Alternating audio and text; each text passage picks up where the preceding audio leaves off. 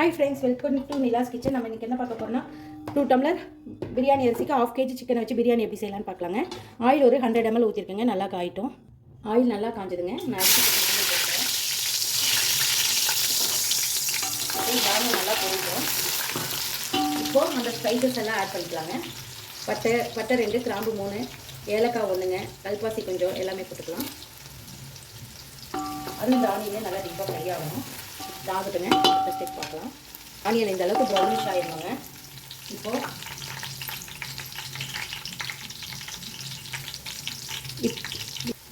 இஞ்சி பூண்டு நல்லா ஃப்ரை ஆகணும். இந்த மாதிரி நல்லா மிக்ஸ் பண்ணிக்கோங்க, இல்லைனா அடி பிடிச்சிரும் அலுமினிய பாத்திரனால.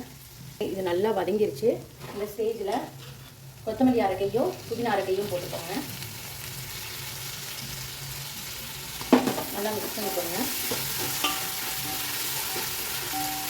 மிக்ஸ் பண்ணிவிட்டு இது கூடவே தக்காளி 2 தக்காளி நான் எடுத்துக்கோங்க, போட்டுக்கிறேன்.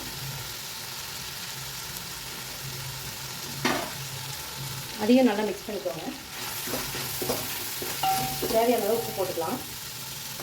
உப்பு தேவையான அளவு நான் போட்டுக்கிறேன்.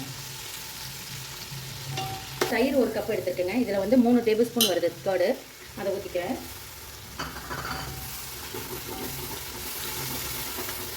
இது நல்லா வதங்கி வரட்டும். அது கூடவே தக்காளி நல்லா வதங்கிடுங்க. குழஞ்சி ஒரு 4 பச்சை மிளகாயை போட்டுக்கிறேன் அந்த மணத்துக்கு. இது கூடவே சிக்கன் 1/2 kg எடுத்துருக்கேங்க, போட்டுக்கிறேன். போட்டு இந்த ஆயிலையும் நல்லா மிக்ஸ் பண்ணிக்கலாம்.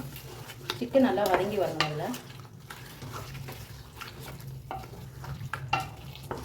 அதில் ரைஸுக்கு நான் 2 டம்ளர் ரைஸ் எடுத்துருக்கேன். இப்போ 3 டம்ளர் தண்ணி ஊற்றிக்கலாம். சீரக சம்பா அரிசிக்குனா 1 டம்ளருக்கு 1.5 டம்ளர் தான் ரேஷியோங்க. இது நல்லா கொதிக்கட்டும். வாங்க ஓப்பன் பண்ணி பார்க்கலாம். பாருங்க, சிக்கன் நல்லா வெந்துருச்சு, பார்த்தாவே தெரியுது. இப்போ இந்த ஸ்டேஜில் நம்ம ரைஸ் போட்டுக்கலாம். ரைஸ் எடுத்து ஊற வச்சு வச்சுருக்கேங்க. 1/2 hour போட்டுட்டேன்.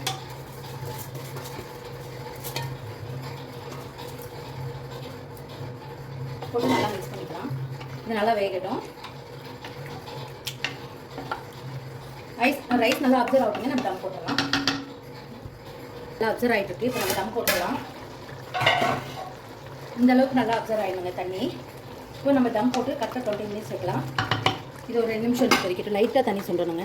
நல்லா தம் ஆகிடுச்சு. அப்சர்வ் ஆகிடுச்சு தண்ணிங்க. இப்போ நான் எடுத்துடலாம். எடுத்துகிட்டு தோசை கல்லில் வச்சுக்கலாம். இப்போ அடுப்பு சிம்மில் வச்சுக்கலாங்க. ரொம்ப சிம்மில் வச்சுக்கோங்க.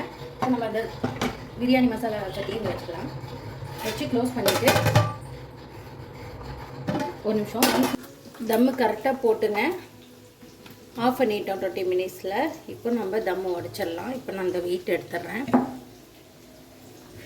எப்பவுமே தட்டு ஓப்பன் பண்ணி இப்படி ஓப்பன் பண்ணுங்க, இல்லைனா கை சுட்டுரும்.